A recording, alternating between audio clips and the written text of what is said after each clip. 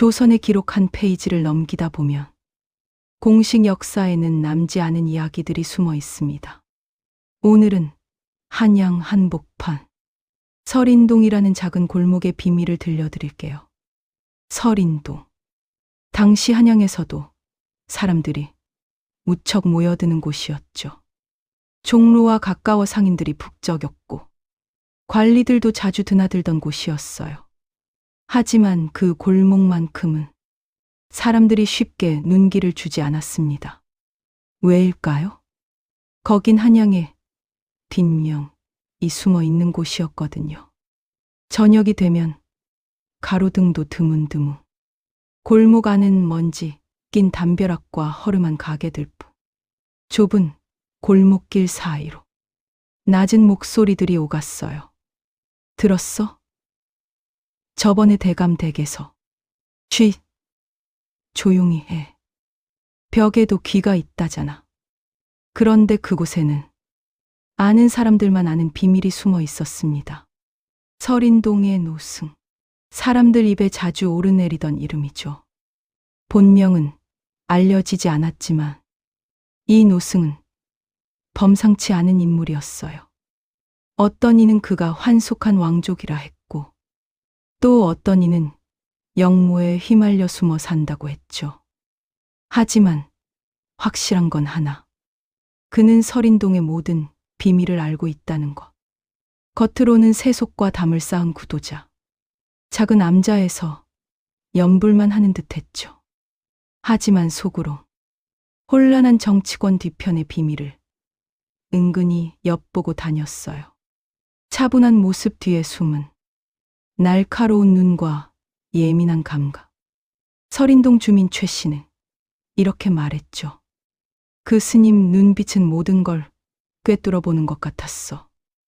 왜 이 노승이 유명했을까요? 그가 조선 중기 한양의 음습한 뒷골목 사정을 가장 잘 꿰뚫고 있었기 때문입니다. 궁궐의 비밀회의, 대신들의 은밀한 거래, 심지어 임금의 총애를 받는 후궁이 누구와 내통하는지까지 노승은 모든 걸 알고 있었어요. 어느 날 설인동에 새로운 인물이 나타났습니다. 젊은 관리 이준. 나이는 30이 채 안 되었지만 조정 내에서 자신만의 입지를 빠르게 다져가던 인물이었죠. 이준의 집안은 대대로 문관을 배출한 명문가. 그 자신도 과거에 장원급제한 수재였어요. 게다가 재력도 나쁘지 않았죠. 앞날이 창창한 젊은 관리. 그런데 왜 그가 설인동 같은 낙후된 지역에 문독을 들였을까요? 사람들은 고개를 갸우뚱했어요. 이주는 처음 설인동에 왔을 때 골목 어귀에서 한참을 서 있었다고 해요. 마치 무언가를 확인하듯 주변을 살피고 또 살폈죠. 그러다 작은 한옥한 채를 매입했어요. 겉으로는 개인 서재라고 했지만 사람들은 수군거렸습니다. 저놈, 거긴 뭔가 숨겨둔 게 있을 거야. 실제로도 그 시절 조정에서 다뤄지지 않는 비밀 거래들이 그 골목 안주막과 뒤생집에서 암암리에 오갔으니까요.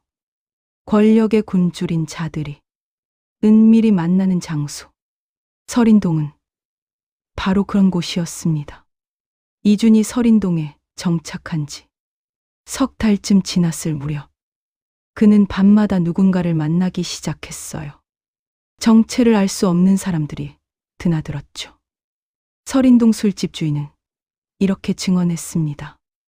어느 날 밤 검은 옷을 입은 자들이 3명 급히 이준의 집으로 들어가더니 새벽녘에야 나왔어요.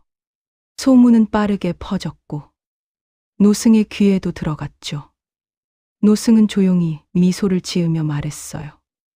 또 한 명이 그물에 걸렸구나. 무슨 뜻이었을까요? 노승은 이미 이준의 정체를 알고 있었던 걸까요? 그러던 어느 겨울밤, 운명의 만남이 찾아왔습니다. 이준은 긴급한 볼일이 있어 한밤중에 설인동 골목을 지나고 있었어요. 눈이 소복이 내려 발자국 소리마저 조용했죠. 설인동 작은 사찰 앞 촛불 하나가 기미하게 켜져 있었어요. 그때였습니다. 문득 뒤에서 목소리가 들렸죠. 이 밤에 어디를 그리 급히 가시는고? 이주는 깜짝 놀라 뒤돌아봤어요. 거기 노승이 서 있었습니다. 뼛속까지 스미는 찬바람 속에서 한치의 흔들림 없이 담담한 표정으로 이준을 바라보고 있었죠. 이준은 순간 온몸이 얼어붙는 걸 느꼈어요. 마치 자신의 모든 비밀이 들킨 것 같았죠. 주변은 적막했고 눈만 소리 없이 내렸습니다. 두 사람은 한동안 말없이 서로를 바라봤어요. 그러다 노승이 먼저 입을 열었죠. 따뜻한 차 한잔하고 가시. 거절할 수 없는 분위기였습니다. 작은 암자 안. 따뜻한 차 향이 은은하게 퍼졌어요. 노승은 천천히 차를 따르며 말했습니다. 자네, 무언가 큰일을 꾸미고 있지. 이주는 화들짝 놀랐어요. 무슨 말씀을? 거짓말 마시게. 노승의 눈빛이 날카로워졌죠. 이 설인동에서 일어나는 일 중 내가 모르는 건 없다네. 자네가 밤마다 만나는 사람들. 그들이 누군지도 알고 있어. 이준의 얼굴이 하얗게 질렸습니다. 손에 든 찻잔이 부들부들 떨렸죠. 대체 노스님은 누구십니까? 노승은 한숨을 길게 내쉬었어요. 나는 그저 이곳에 머무는 늙은 중일 뿐. 하지만 이 골목의 평화는 지키고 싶네. 자네가 손을 댄 일이 너무 깊이 얽히면 모두가 상처받을 것이야. 근심 어린 경고였죠. 이주는 처음으로 두려운 기색을 숨기지 못했어요. 제가 한 일이 그리 위험합니까? 노승은 고개를 끄덕였습니다. 자네뿐 아니라 이 골목 사람들까지. 권력의 그늘은 생각보다 어둡고 깊다네. 한 번 발을 들이면 빠져나오기 힘들지. 이준은 머뭇거렸습니다. 그날 밤 이후 이준의 행동이 조금씩 달라지기 시작했어요. 밤에 찾아오는 사람들을 거절하기도 하고 예전만큼 은밀한 만남을 갖지 않았죠. 설인동 사람들은 수군거렸습니다. 무슨 일이 있었던 게 틀림없어. 이 이야기는 빠르게 설인동 전체로 퍼져나갔어요. 그 노승이 이준을 설득했대. 노승의 한마디에 이준이 마음을 돌렸다더라. 사람들은 찬사를 보냈습니다. 그 노승이 아니었으면 이준도 큰일 났을 것. 실제로 이준은 얼마 지나지 않아 정치적으로 미묘한 조정을 거쳤어요. 그가 관여했던 어떤 계획이 조정에 발각될 뻔했지만 다행히 그 전에 손을 뗀 덕분에 화를 면할 수 있었죠. 사람들은 입을 모았습니다. 노승의 조언을 따른 결과다.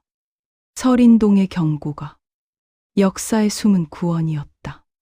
재미있는 건 당시 설인동 사람들의 반응이었어요. 그저 무서워하거나 비난만 한 게 아니라 오히려 그들을 수호자처럼 여겼다는 거죠. 한양의 어두운 면을 밝혀줄 거라 기대를 걸었던 겁니다. 한양의 겨울밤. 설인동 골목은 늘 그렇듯 시끌벅적했어요.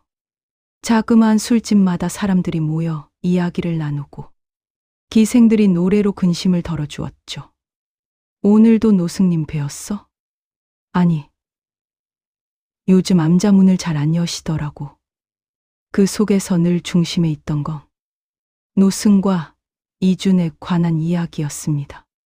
노승은 때로 심오한 법문을 읊조렸지만 그 말들은 단순한 종교적 교훈이 아니었어요. 권력은 물과 같아서 담을 그릇에 따라 모양이 달라지지. 탐욕스러운 자가 쥐면 독이 되고 의로운 자가 쥐면 약이 되는 법. 조선 사회의 모순과 당시 권력의 부패를 은근히 풍자하는 것. 사람들은 낄낄 웃다가도 문득 주변의 어둠과 불안을 마주했죠. 스님 말씀이 맞아. 요즘 조정 꼴 좀 봐. 쉿. 함부로 말했다간 큰일 나. 노승의 말은 위험했지만 사람들은 그 말에서 위안을 얻었어요. 적어도 누군가는 진실을 말하고 있다는 안도감. 어느 봄날 이준이 다시 노승을 찾아왔습니다. 이번엔 밤이 아니라 따스한 오후였어요. 복숭아꽃이 흐드러지게 핀 사찰 마당에서 두 사람은 마주 앉았죠. 이준이 조심스레 물었습니다. 노스니, 대체 어찌하여 조정의 일들이 그리 얽히고 설켜 있는 거요? 노승은 고개를 끄덕이며 차를 한 모금 마셨어요. 이 세상 혼란도 권력 다툼 결국 사람 마음에서 시작되는 것이네. 누구나 처음엔 백성을 위한다 하지만 자리에 앉으면 욕심이 생기지. 그 욕심이 또 다른 욕심을 부르고 결국 모두가 그물에 얽히고 마는 거야. 이주는 고개를 숙였습니다. 그렇다면 어찌해야 합니까? 노승은 빙그레 웃었어요. 그 마음을 어떻게 다스리느냐가 관건일 뿐. 권력을 쥐되 권력에 휘둘리지 않고 지위를 갖되 지위에 취하지 않는 것. 쉽지 않은 일이지. 하지만 불가능한 것도 아니야. 이주는 깊은 생각에 잠겼습니다. 그날 이후 두 사람은 설인동에서 자주 만났어요. 봄날 오후에는 마당에서 차를 마시고 여름밤에는 처마 아래서 바람을 쐬었죠. 점점 마음을 열고 비밀스런 이야기들을 주고받았어요. 이주는 조금씩 변해갔습니다. 단순한 관리에서 벗어나 한양의 어두운 골목과 사람들의 삶을 고민하는 인물로 백성들이 왜 고통받는지 이제야 조금 알 것 같습니다. 노승은 흐뭇한 표정을 지었죠. 자네가 그걸 깨달았다면 반은 온 거야. 설인동 사람들도 이준을 다르게 보기 시작했어요. 저 양반 처음엔 무서웠는데 요즘 보니 괜찮은 사람 같아. 맞아. 지난번엔 우리 할머니 약값도 대주시더라고.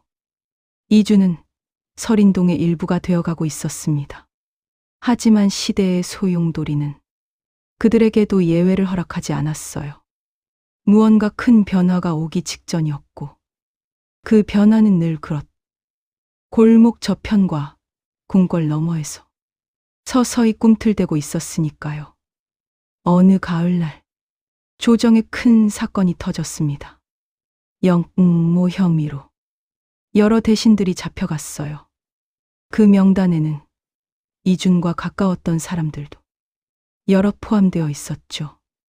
이준은 아찔했습니다. 만약 내가 그때 노승의 말을 듣지 않았다면 설인동도 술렁였어요. 이준 나리는 괜찮으신 거야?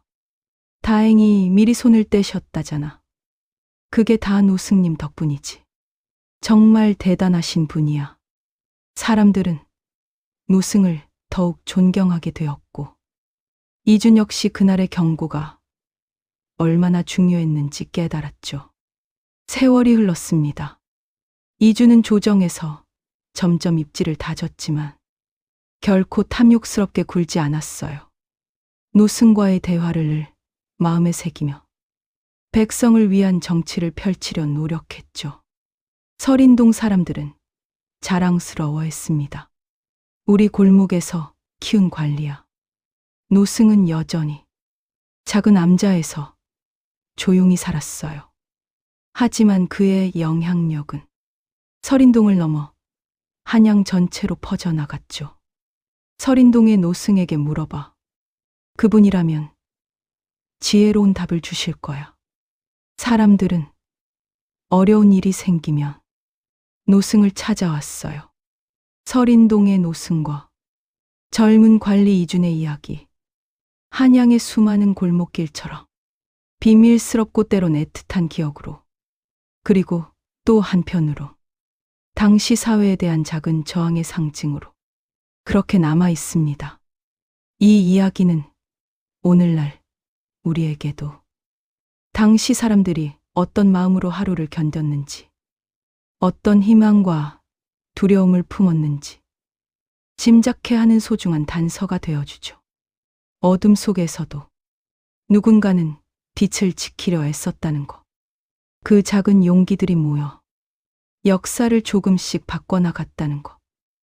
역사는 기록으로 남지만 야사는 사람의 기억으로 이어집니다. 오늘 이야기 역시 그 중 하나였습니다. 설인동 어디선가 아직도 그 이야기가 전해지고 있을지 모르죠. 작은 술집 구석에서, 노인의 입에서 그렇게 야사는 살아남습니다.